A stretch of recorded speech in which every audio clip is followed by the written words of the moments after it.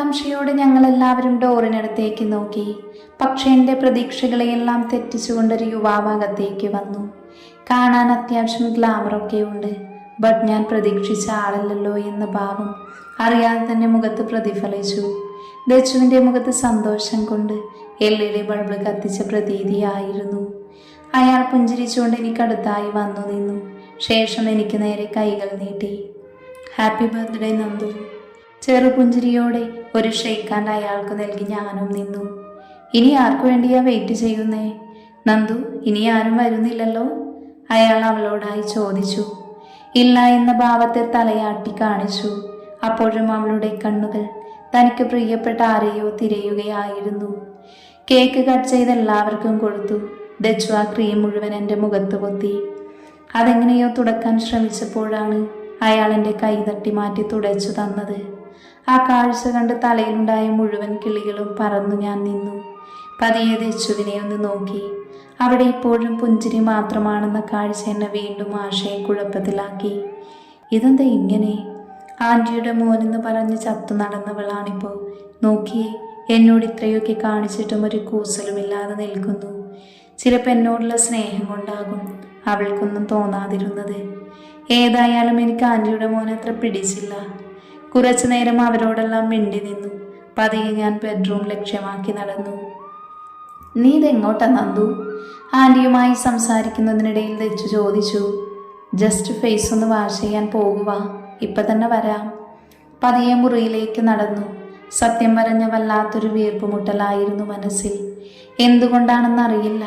ഒരുപക്ഷെ ശ്യാമിൻ്റെ അഭാവമാകാം. അല്ലെങ്കിൽ വാക്കുകൾ പൂർത്തിയാക്കാനാവാതെ അവൾ നിന്നു. അറിയാതെ തന്നെ ഒരു പുഞ്ചിരി അവളിൽ വിരിഞ്ഞു.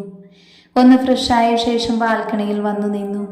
ചേർത്തു പിടിക്കാൻ എത്രയൊക്കെ ആളുകൾ ഉണ്ടെങ്കിലും ചില സമയത്ത് ഒറ്റപ്പെടലുകളോട് വല്ലാത്തൊരു പ്രണയം തോന്നും. മെല്ലെ അവളെ തഴുകിപ്പോകുന്ന ഇളം കാറ്റ് ആസ്വദിച്ച് അവൾ അങ്ങനെ നിന്നു. എന്ത് തനിച്ചിരുന്ന ഓർമ്മകൾ അയവിറക്കുവാണോ നന്ദു? അവൾക്കടുത്തേക്ക് വന്നുകൊണ്ടവൻ ചോദിച്ചു. തികട്ടി വന്ന ദേഷ്യത്തെ മറച്ചു പിടിച്ചു. ഒരു ചിരി മാത്രം മറുപടിയായി നൽകി അവൾ.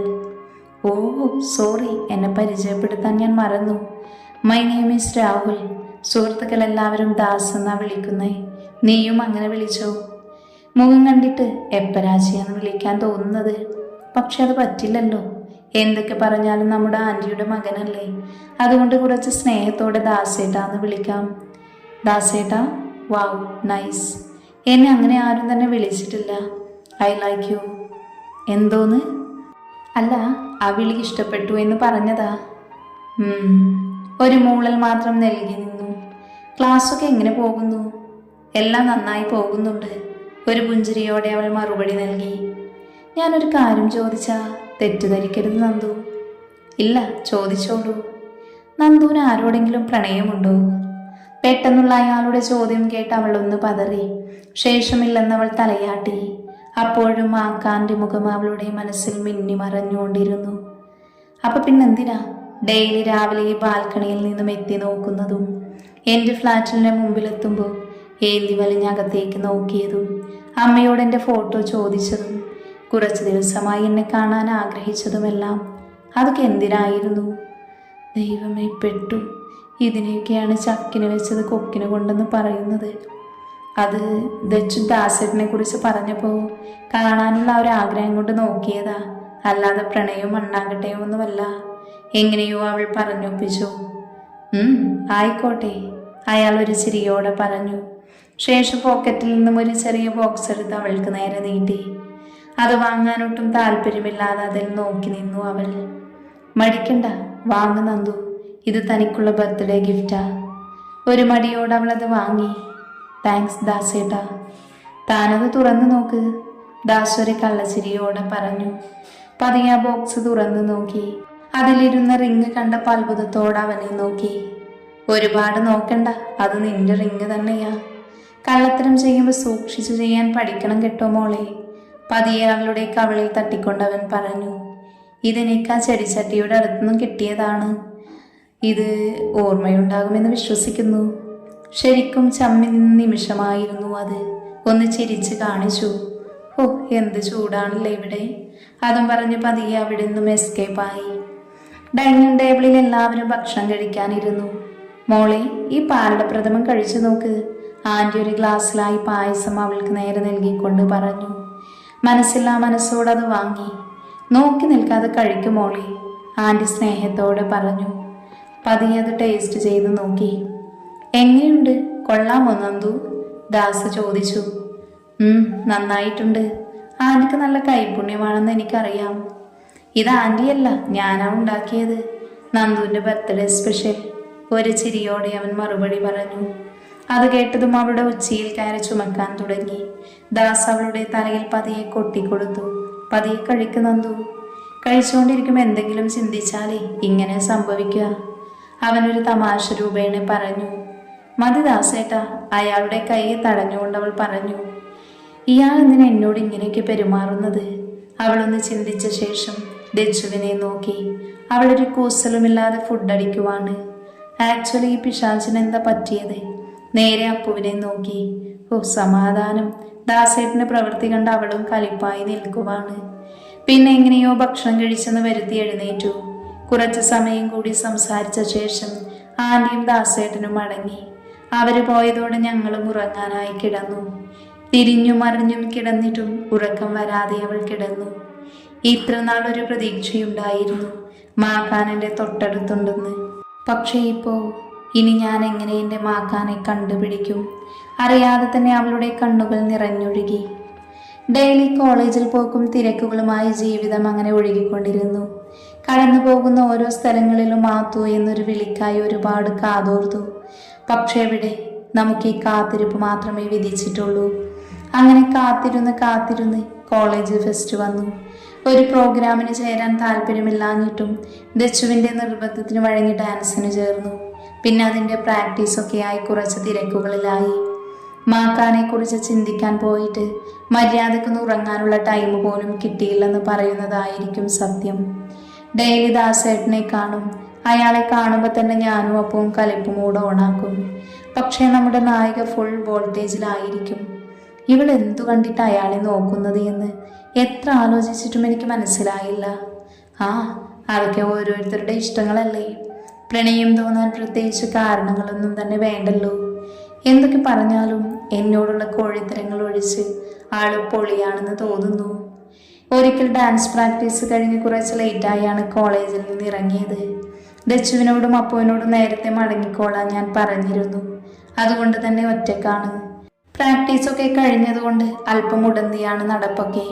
കഷ്ടപ്പെട്ട് കിട്ടിയ ഒരു ബസ്സിൽ എങ്ങനെയോ മുടന്തി കയറി. ആദ്യം കിട്ടിയ സീറ്റിലിരുന്നു. വിൻഡോ സൈഡ് സീറ്റായതുകൊണ്ട് പറയുകയും വേണ്ട. പുറത്തു നിന്നും വരുന്ന ഇളം കാറ്റൊക്കെ കൊണ്ട് ഫോണിൽ ഹെഡ്സെറ്റ് കണക്ട് ചെയ്തിരുന്നു. പതിയെ പാട്ടൊക്കെ കേട്ട് ആസ്വദിച്ചിരിക്കുകയായിരുന്നു. പുറത്തേക്കുള്ള കാഴ്ചകളിൽ എപ്പോഴോ പരിചിതമായ ഒരു മുഖം കടന്നുപോയി. കണ്ണടച്ച് തുറന്ന സമയം കൊണ്ട് മനസ്സിലായി അത് മാക്കാനായിരുന്നു എന്ന്. ഞാൻ എങ്ങനെയോ കഷ്ടപ്പെട്ട് ബസ് നിർത്തിച്ചിറങ്ങി. കാലു വയ്യാത്തത് കൊണ്ട് ഓടാൻ പറ്റില്ലെന്ന് വിചാരിച്ചത്. പക്ഷേ പ്രണയം തലക്ക് പിടിച്ചാൽ പിന്നെ എന്തു വേദന. എങ്ങനെയോ ഓടി അങ്ങനെ നടന്നു നീങ്ങുന്ന അയാൾക്കടുത്തെത്തി. മാക്കാനേ, ഉറക്കെ വിളിച്ചൊരു കിതപ്പോടെ ഇടുപ്പിൽ കൈകൾ കുത്തി നിന്നു. അയാൾ തിരിഞ്ഞു നോക്കിയപ്പോൾ മനസ്സിലായി ഇത്തവണയും ആളു മാറിയെന്ന്. പതിയെ ചമ്മിയ ചിരിവാസാക്കി അയാളുടെ സോറി പറഞ്ഞ് വീണ്ടും മുടന്തി ബസ് സ്റ്റോപ്പിൽ വന്നു നിന്നു. കാലു വേദനിച്ചിട്ടാണെങ്കിൽ ഒരു രക്ഷയുമില്ല. അങ്ങോട്ട് ഓടിയപ്പോൾ ഒരു വേദനയും ഇല്ലാതിരുന്നു. പ്രേമത്തിൻ്റെ ഒരു ശക്തിയെ മനസ്സിൽ ഓർത്തു നിന്നു. അറിയാതെ തന്നെ അവളിൽ ഒരു പുഞ്ചിരി വിടർന്നു. ആ പുഞ്ചിരിയിൽ അവളുടെ മുഖത്ത് തെളിഞ്ഞ നുണക്കുഴികളുടെ ഭംഗിയെ ആസ്വദിച്ച് നിന്ന അവനിലും ഒരു ചിരിയുണ്ടായിരുന്നു. ഫ്ലാറ്റിലെത്തിയതും ഡോറ് തുറന്ന് വെളിയിലേക്ക് ഇറങ്ങി വരുന്ന ദാസേട്ടനെയാണ് കണ്ടത്. നന്ദു, തനിക്കെന്തു പറ്റി? അവളുടെ മുടന്തിയുള്ള നടപ്പ് കണ്ട് അവൻ ആകുലതയോടെ ചോദിച്ചു. തുടങ്ങി ഒലിപ്പീര്. മനസ്സിലോർത്ത് അവൾ അവനെ ഒന്ന് നോക്കി. അത് കോളേജ് ഫെസ്റ്റാണ്. എനിക്ക് ഡാൻസ് പ്രാക്ടീസൊക്കെയാണ്, അതിൻ്റെയാ. ഒരു ചിരിയോട് അവൾ മറുപടി നൽകി. Thank God. ഞാൻ ആകെ ടെൻസ്ഡായി പോയി. നന്ദു, പെയിൻ ഉണ്ടെങ്കിൽ നമുക്ക് ഹോസ്പിറ്റലിൽ പോകാം. അയ്യോ, അതിൻ്റെ ആവശ്യമൊന്നുമില്ല ദാസേട്ടാ, ഇതൊക്കെ പെട്ടെന്ന് മാറും. എന്നാലും നന്ദു, താൻ ഇങ്ങനെ വേദനിച്ച് നടക്കുന്നത് കണ്ടിട്ട് എനിക്ക് സഹിക്കുന്നില്ല. ഇനി അടങ്ങി നിന്നിട്ട് കാര്യമില്ല. ഇപ്പം പിടിച്ചില്ലെങ്കിൽ ഇത് കയ്യിൽ നിന്ന് പോകും. ദാസേട്ടാ, എനിക്കൊരു കാര്യം പറയാനുണ്ട്. എന്താണെങ്കിലും പറഞ്ഞു നന്ദു, അവനൊരു ചിരിയോടെ പറഞ്ഞു. ദാസേട്ടൻ അന്ന് ചോദിച്ചില്ലേ എനിക്ക് പ്രണയമുണ്ടോ എന്ന്? അന്നില്ലെന്ന് ഞാൻ കള്ളം പറഞ്ഞതാ. എനിക്കൊരാൾ ഒരുപാട് ഇഷ്ടമാണ്. എനിക്കൊരു ജീവിതമുണ്ടെങ്കിൽ അത് അയാളോടൊപ്പം മാത്രമായിരിക്കും, അവൾ ഉറച്ച ശബ്ദത്തോടെ പറഞ്ഞു നിർത്തി. ഒരു ഞെട്ടൽ പ്രതീക്ഷിച്ചെങ്കിലും ചിരിയാണ് മറുപടിയിൽ കിട്ടിയത്. സത്യം പറഞ്ഞപ്പോൾ ഞാനാണ് ശരിക്കും ഞെട്ടിയത്. എൻ്റെ നന്ദു, നിന്നെ ഫസ്റ്റ് കണ്ടപ്പോഴേ എനിക്കൊരു പ്രണയത്തിൻ്റെ സ്മെല്ലടിച്ചതാണ്. അതാണ് കൈയോടെ പൊക്കിയത്. അപ്പം നീ ഒടുക്കത്തെ റോളിങ്. പിന്നെ നിന്നെക്കൊണ്ട് സത്യം പറയിപ്പിക്കാൻ ഞാനും കുറച്ച് നമ്പർ ഇറക്കി, അത്രയേ ഉള്ളൂ. അവനൊരു ചിരിയോടെ പറഞ്ഞു നിർത്തി. അതൊക്കെ പോട്ടെ, ആരാ കക്ഷി? കോളേജിലുള്ളതാണോ? അവൻ ആകാംക്ഷയോടെ ചോദിച്ചു. അല്ല, ഒരു യാത്രയിൽ പരിചയപ്പെട്ടതാ. അവളുടെ മറുപടി കേട്ട് അവനിലെ ചിരി മെല്ലെ മാഞ്ഞു. എന്താ അയാളുടെ പേര്? അത് അറിയില്ല. അയാൾ എന്ത് ചെയ്യുന്നു? അല്പം ഗൗരവത്തോടെ അവൻ ചോദിച്ചു. അതും അറിയില്ല. അറ്റ്ലീസ്റ്റ് അവൻ്റെ വീട് എവിടെയാണെങ്കിലും അറിയുമോ നിനക്ക്? ദേഷ്യത്തോടെയുള്ള അവൻ്റെ നിൽപ്പും ചോദ്യവും കണ്ട് അവളൊന്ന് ഭയന്നു. അത് വാക്കുകൾ തപ്പിത്തടഞ്ഞ് അവൾ ആകെ പരിഭ്രാന്തിലായി. അതും അറിയില്ലായിരിക്കും നിനക്കല്ലേ? ഒന്നും മിണ്ടാതെ തലകുനിച്ച് നിന്നവൾ അതേന്ന് മൂളി. നീ ഇതെന്തു ഭാവിച്ച? ഒരാളെക്കുറിച്ച് ഒന്നും അറിയാതെ അയാളെ പ്രണയിക്കുന്നു എന്ന് പറയാൻ നിനക്ക് എങ്ങനെ തോന്നുന്നു? അത് ദാസേട്ടാ, എനിക്കറിയില്ല ഞാൻ അയാളെ എന്തോരം സ്നേഹിക്കുന്നുണ്ടെന്ന്. പക്ഷേ ഇപ്പം എൻ്റെ ജീവിതം അത് അയാൾക്ക് വേണ്ടിയുള്ള കാത്തിരിപ്പാണ്. നിറഞ്ഞ മിഴികളോടെ അവൾ മറുപടി പറഞ്ഞു. എൻ്റെ നന്ദു, ഇതൊക്കെ പ്രാക്ടിക്കലായി ഒന്ന് ചിന്തിച്ച് നോക്ക്. സ്വപ്നങ്ങളല്ല ജീവിതം, അതിലൊരുപാട് വ്യത്യാസങ്ങളുണ്ട്. ഞാൻ ഒരുപാട് ചിന്തിച്ചു ദാസേട്ടാ. എനിക്ക് അയാളെ ഒരുപാട് ഇഷ്ടമാണ്. ഇനി ഒരിക്കലും മറക്കാനും പറ്റില്ല. പിന്നെ മാക്കാനെ പരിചയപ്പെട്ടപ്പോൾ മുതലുള്ള കാര്യങ്ങൾ മുഴുവൻ പറഞ്ഞു കൊടുത്തു. എല്ലാം കേട്ടുകഴിഞ്ഞ ദാസ് അവളെ ഒന്ന് സൂക്ഷിച്ചു നോക്കി. നീ അവനെ എന്തോരം ഇഷ്ടപ്പെടുന്നെന്ന് മനസ്സിലായിട്ട്, ബട്ട് തിരിച്ച് അവനും ഇതുപോലൊരു ഇഷ്ടം നിന്നോടുണ്ടാകുന്നതിനെ കുറിച്ച് നിനക്കെന്ത് ഉറപ്പാണ്? അവൻ്റെ ചോദ്യം ഒരു ശരം കണക്കെ അവളുടെ ഹൃദയത്തിൽ തുളഞ്ഞു കയറി. അത് കേട്ടറിയാതെ തന്നെ അവളുടെ മിഴികൾ ഇറനണിഞ്ഞു. താൻ കരയാൻ വേണ്ടി പറഞ്ഞതല്ല, ഞാൻ പറഞ്ഞതേ ഉള്ളൂ. താൻ എന്തായാലും ചെല്ല്. അയാളെക്കുറിച്ച് എന്തെങ്കിലും ഡീറ്റെയിൽസ് ഒപ്പിക്കാൻ പറ്റുമോ എന്ന് ഞാനൊന്ന് നോക്കട്ടെ. ഒന്ന് തലയാട്ടി കാണിച്ച് അവൾ ഫ്ലാറ്റിലേക്ക് നടന്നു. അവൾ നടന്ന് നീങ്ങിയതും ഒരു ചിരിയോട് അവൻ തൻ്റെ മീശ പിരിച്ച് അവളെ തന്നെ നോക്കി നിന്നു. മുറിയിലെത്തിയതും അവളുടെ മനസ്സാകെ ചിന്തയിലായിരുന്നു. ഇനി മാക്കാൻ വേറെ ആരോടെങ്കിലും ഇഷ്ടമുണ്ടെങ്കിൽ ഞാൻ കാത്തിരിക്കുന്നത് വെറുതെയായി പോകില്ലേ? അങ്ങനെ ഉണ്ടാകുമോ? ഏയ്, ഇല്ലായിരിക്കും. പക്ഷെ അന്ന് എന്നോടൊരു ജിന്നിൻ്റെ കാര്യം പറഞ്ഞത്, ദൈവമേ, എവിടെയായാലും അയാൾ എനിക്ക് തന്നേക്കണേ. ചിന്തകൾക്കും വിരാമമിട്ട് അവൾ ഫ്രഷാകാൻ ബാത്റൂമിലേക്ക് നടന്നു. ഫ്രഷായ റൂമിൽ വന്ന് മിററിൽ നോക്കി മുടി ചീവി ഒതുക്കി വെക്കുന്നതിനിടയിൽ വീണ്ടും അവളിൽ ദാസിന്റെ വാക്കുകൾ കടന്നെത്തി. ഒന്ന് ചിന്തിച്ച ശേഷം മിററിൽ നോക്കി അവൾ മാക്കാന്റെ പ്രതിബിംബമാണ് കാണാൻ സാധിച്ചത്. എന്തിനാ മാക്കാൻ എന്നെ വിട്ടുപോയത്? നീ ഇല്ലാതെ എനിക്ക് പറ്റുന്നില്ല മാക്കാനെ, വേഗം തിരിച്ചു വാ. പതിയെ മിററിലെ പ്രതിബിംബത്തിൽ തലോടി അവൾ പറഞ്ഞു. മെല്ലെ മിഴികളിൽ നിന്ന് മുതിർന്ന് വീഴുന്ന കണ്ണുനീർ തുള്ളികൾ തുടച്ച് ഹാളിലേക്ക് നടന്നു. ഹാളിൽ TV ഓണാക്കി ചുമ്മാ ചാനൽ മാറ്റിക്കൊണ്ടിരിക്കുന്നു. മനസ്സിൽ മുഴുവൻ മാക്കാൻ. ചിലപ്പോഴൊക്കെ തൊട്ടടുത്തിരിക്കുന്ന പോലെ തോന്നും, ചിലപ്പോൾ ഒരുമിച്ച് നടക്കുന്ന പോലെ തോന്നും. എല്ലാം ഓർത്ത് തലയ്ക്ക് വട്ടുപിടിച്ച് സൺ മ്യൂസിക് ചാനൽ വെച്ചു. കുറച്ചു നേരം പാട്ട് കേട്ടാൽ ഒരു ആശ്വാസമാകും. അപ്പോഴാണ് സെറ്റിയിലിരുന്ന് ഫോൺ റിങ് ചെയ്തത്. കള്ളക്കാമുകൻ കോളിംഗ്. സ്ക്രീനിൽ തെളിഞ്ഞ പേര് കണ്ട് അവൻ സംശയത്തോടെ ഫോൺ കയ്യിലെടുത്ത് നോക്കി. ഇത് അപ്പുവിൻ്റെ ഫോണല്ലേ? ഫോൺ റിങ് ചെയ്യുന്ന ശബ്ദം കേട്ട് അപ്പു ധൃതിയിൽ ഓടി വന്നു. അത് കയ്യിൽ നിന്നും തട്ടിപ്പറിച്ചു വാങ്ങി. എൻ്റെ അപ്പു, ഒന്ന് പതിയെ ചെയ്യടി. നിനക്ക് അങ്ങനെ പറയാം. കോൾ എടുക്കാൻ ലേറ്റായാലേ എൻ്റെ ചെവി പൊട്ടിത്തെറിക്കുന്ന ചീത്ത പറയും. അത്രയ്ക്ക് ദേഷ്യമാണ്. ഒരു ചിരിയോട് അവൾ മറുപടി പറഞ്ഞു. പറഞ്ഞു കഴിഞ്ഞ് കോൾ അറ്റൻഡ് ചെയ്തവൾ ബാൽക്കണിയിലേക്ക് നടന്നു. അപ്പു നടന്നു നീങ്ങുന്നത് ഒരു ചിരിയോടെ നന്ദു നോക്കി നിന്നു. വീണ്ടും TV-യിൽ നിന്ന് വന്ന ഗാനത്തിലേക്ക് മിഴി നട്ടിരുന്നു. TV-യിൽ നിന്നും ഒഴുകിയെത്തിയ ഗാനത്തിൽ സെറ്റിയിൽ തല ചേർത്തു വെച്ച് മാക്കാന്റെ ഓർമ്മകളുമായി അവൾ പതിയെ നിദ്രയെ പുണർന്നു.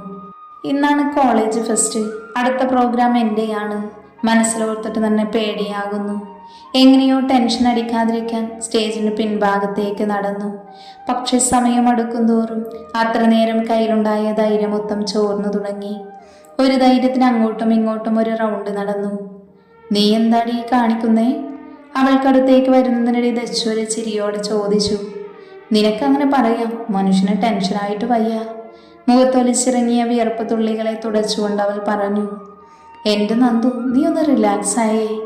അവളുടെ തോളിൽ പിടിച്ചുകൊണ്ട് അപ്പു പറഞ്ഞു. അവളൊന്ന് തലയാട്ടിക്കൊണ്ട് മൂളി. അതെ, നിനക്കൊരു സർപ്രൈസ് ഉണ്ട് കേട്ടോ, ദച്ചൊരു കള്ളച്ചിരിയോടെ പറഞ്ഞു. എന്ത് സർപ്രൈസ്? അവൾ അതിശയത്തോടെ ചോദിച്ചു. അതൊക്കെ ഉണ്ട്, നീ പ്രോഗ്രാം കഴിഞ്ഞിട്ട് വാ, എന്നിട്ട് പറയാം. അവളോട് ഓൾ ദ ബെസ്റ്റ് പറഞ്ഞ് അവർ നടന്നു.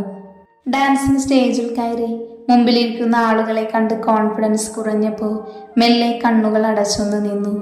അറിയാതെ തന്നെ ഹൃദയമിടിപ്പ് വർദ്ധിച്ചു. ഉള്ളിൽ അത്ര നേരം ഉടലെടുത്ത ഭയത്തിനു പകരം എന്തോ ഒരു ഊർജം കൈവന്ന പോലെ തോന്നി. മെല്ലെ മിഴികൾ തുറന്നു നോക്കി. തനിക്ക് പ്രിയപ്പെട്ടവന്റെ സാമീപ്യം അവിടെയുള്ള പോലെ ഒരു തോന്നൽ. പിന്നെ ഒന്നും നോക്കിയില്ല. ഒഴുകിയെത്തുന്ന മ്യൂസിക്കിനൊപ്പം ചുവട് വെച്ചു. മുന്നിലിരിക്കുന്നവരുടെ കയ്യടികളും ആർപ്പുവിളികളും കൂടുതൽ പ്രചോദനമായി. ഡാൻസ് കഴിഞ്ഞ് സ്റ്റേജിൽ നിന്നിറങ്ങിയതും അഭിനന്ദനത്തിന്റെ പ്രവാഹമായിരുന്നു. എല്ലാവരോടും ചിരി സമ്മാനിച്ചു നിന്നു. ദച്ചു മാവിന്റെ ചുവട്ടിലിരുന്ന് കൈകൾ ഉയർത്തി കാണിക്കുന്ന കണ്ട് അവളോടൊപ്പം ദാസേട്ടനും അപ്പവും ഉണ്ടെന്ന് കണ്ടതും അവരോടെല്ലാം യാത്ര പറഞ്ഞ് ഞാൻ അങ്ങോട്ട് നടന്നു. പെട്ടെന്നാണ് നെഞ്ചിടിപ്പ് ഉയരാൻ തുടങ്ങിയത്. ഓരോ ചുവട് വയ്ക്കുമ്പോഴും ഹൃദയതാളം പുറത്ത് കേൾക്കാൻ ഭാവത്തിൽ മിടിച്ചുകൊണ്ടിരുന്നു. ചുറ്റുമൊന്ന് കണ്ണോടിച്ചു നോക്കി. ആ കാഴ്ചയിൽ തനിക്ക് പരിചിതമായൊരു മുഖത്തിൽ അവളുടെ കണ്ണുകൾ ആഴത്തിൽ പതിഞ്ഞു. അതിൻ്റെ സന്തോഷം പുഞ്ചിരിയായി അവളിൽ പ്രതിഫലിച്ചു. മാക്കാൻ? അറിയാതെ തന്നെ അവളുടെ അധരങ്ങൾ മുഴിഞ്ഞു. പിന്നെ ചുറ്റുമുള്ളതൊന്നും കാണാൻ കഴിയാതെ അവളുടെ കാലുകൾ വേഗത്തിൽ സഞ്ചരിച്ചു തൻ്റെ മാക്കാനടുത്തേക്ക്. അവളെ സ്വീകരിക്കാൻ എന്നോണം പുഞ്ചിരിയിൽ ഇരു കൈകളും വിടർത്തി അവൻ നിന്നു. ഒരു നിമിഷം ആ കാഴ്ച കണ്ട് അവളുടെ കാലുകൾ നിശ്ചലമായി. പതിയെ അവളിലെ ചിരി മങ്ങി. തന്നെ ചേർത്ത് പിടിക്കാൻ ഉയർത്തിയ കൈകൾ അപ്പുവിനെ ആലിംഗനം ചെയ്തിരിക്കുന്നു. കണ്ടെന്ന് വിശ്വസിക്കാനാവാതെ അവൾ നിന്നു. ഒട്ടും താമസിയാതെ മിഴിനീർ തുള്ളികൾ അതരങ്ങളെ തേടിയെത്തിയിരുന്നു. മാക്കാൻ അപ്പുവിനെ ചേർത്ത് പിടിച്ച് പതിയെ അവളുടെ നെറ്റിയിൽ ചുംബനം നൽകി. ആ കാഴ്ച കണ്ട് പൊട്ടിക്കരയാനാവാതെ അവൾ സങ്കടത്താൽ കടിച്ചമർത്തി നിന്നു. ആ നന്ദു, നീ എന്താ ഇവിടെ? അവനോട് ചേർന്ന് നിന്നുകൊണ്ട് അപ്പു ചോദിച്ചു. സങ്കടത്തെ മറച്ചു പിടിച്ചൊരു പുഞ്ചിരിയുടെ മുഖമണിഞ്ഞവൾ ഒന്നുമില്ല എന്ന ഭാവത്തിൽ തലയാട്ടി. ഇതാ നീ ചോദിക്കാറുള്ള എൻ്റെ കള്ളക്കാമുകൻ, എൻ്റെ മുറച്ചെറുക്കൻ അശ്വിനേട്ടൻ. ഒരു ചിരിയോട് അവനോട് കൂടുതൽ ചേർന്ന് നിന്നുകൊണ്ട് അവൾ മറുപടി പറഞ്ഞു. കേട്ടതൊന്നും വിശ്വസിക്കാനാവാതെ അവൾ നിന്നു. അനുസരണയില്ലാതെ കണ്ണുകൾ നിറഞ്ഞൊഴുകി. അപ്പോഴും ഒരു കപടച്ചിരി മുഖത്ത് വരുത്താൻ ശ്രമിച്ചു അവൾ. തൻ്റെ പ്രണയത്തിന് ഒരു കുമിളയുടെ ആയുസ് മാത്രമുണ്ടായിരുന്നുള്ളൂ എന്ന് തിരിച്ചറിവോടെ അവളിൽ മിന്നിമറയുന്ന വികാരം എന്തെന്ന് മനസ്സിലാവാതെ അവൻ അവളെ തന്നെ നോക്കി നിന്നു.